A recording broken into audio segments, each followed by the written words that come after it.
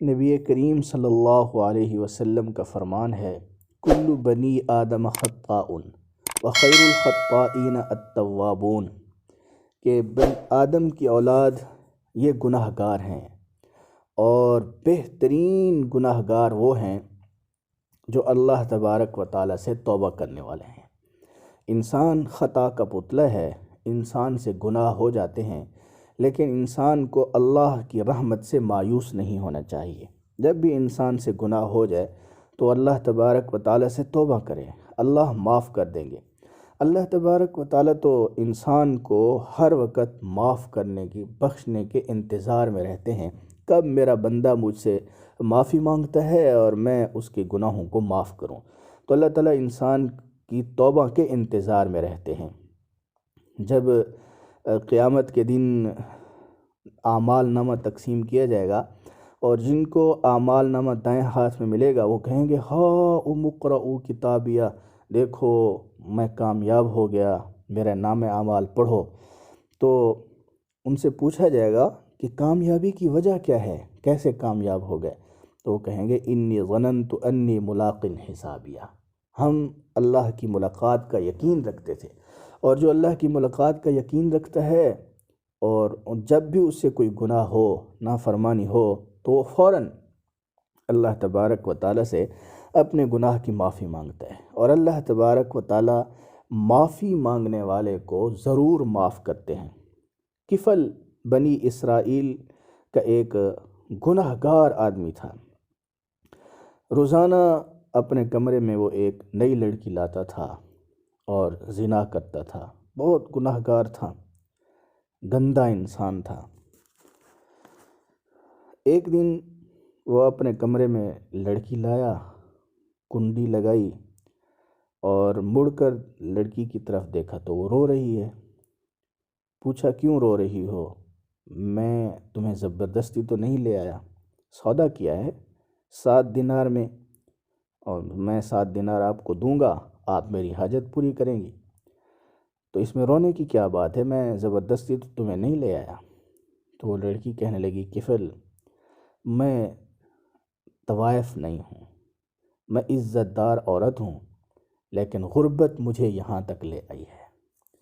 جب اس نے یہ بات کہی کہ مجھے غربت یہاں تک لے آئی ہے تو کفل رونے لگ گیا، کہنے لگا میری بہن جس عزت سے آئی تھی اسی عزت سے چلی جا، اور یہ پیسے بھی لے جا، یہ تیرے لیے ہدیہ ہے۔ صبح ہوئی، کفل مر گیا، اچانک موت آ گئی۔ اتنا گندا انسان تھا کہ اس کا جنازہ بھی کوئی نہ پڑھتا، لیکن اس کے دل میں ندامت آ گئی، شرمندگی آ گئی اللہ سے، اپنے دل میں اس نے اللہ تبارک و تعالیٰ سے توبہ کی اور اللہ تبارک و تعالیٰ سے ڈر گیا، اور جب مرا، اور آدھے 1 گھنٹے کی توبہ کتنی دیر لگی ہے، آدھے 1 گھنٹے کی، 10 منٹ کی، 20 منٹ کی توبہ، اس کے دل میں پشیمانی آئی، شرمندگی آئی، تو روتے روتے سو گیا، اور پھر موت آ گئی۔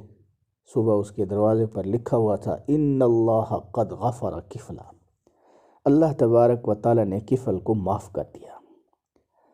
دیکھو، یعنی دل کے اندر تھوڑی سی ندامت آئی، شرمندگی آئی، اپنے گناہوں کا احساس ہوا، اللہ تبارک و تعالیٰ نے معاف کر دیا۔ اللہ تبارک و تعالیٰ انسان کی توبہ کا بہت انتظار کرتے ہیں۔ ہم گناہ گار ہیں میرے بھائیو، ہمیں اللہ تبارک و تعالیٰ سے اپنے گناہوں کی توبہ کرنی چاہیے۔ جب انسان سارے دروازوں سے ٹھکرا دیا جاتا ہے اور وہ اللہ کے در پر آ جاتا ہے اور اللہ سے معافی مانگتا ہے، کہتا ہے اے میرے پروردگار، سب نے مجھے ٹھکرا دیا ہے مگر اے مالک تو نہ ٹھکرانا، تو اللہ تبارک و تعالیٰ کی طرف سے جواب آتا ہے اے گناہ گار بوڑھے، تو نے آنے میں دیر کی ہے مگر میری رحمت میں دیر نہ ہوگی۔ اس در پہ آنے والوں کو ٹھکرایا نہیں جاتا، دھتکارا نہیں جاتا، ان سے نفرت نہیں کی جاتی۔ تیرے گناہ بہت ہیں مگر میرے گناہ گار بندے، میری رحمت کا کبھی کوئی ٹھکانہ نہیں ہے، اور واقعتاً اللہ کی رحمت کا کوئی ٹھکانہ نہیں ہے۔ ہمیں اللہ کی رحمت سے مایوس نہیں ہونا چاہیے۔ ہم سے گناہ ہو گئے ہیں، زندگی گناہوں سے لتھڑی ہوئی ہے، ہم اللہ تبارک و تعالیٰ سے اپنے گناہوں کی معافی مانگ لیں۔ اللہ فرماتے ہیں آسمان اور زمین گناہوں سے بھر کر لا، ایک مرتبہ میرے در پر تو آ، میں معاف کر دوں گا۔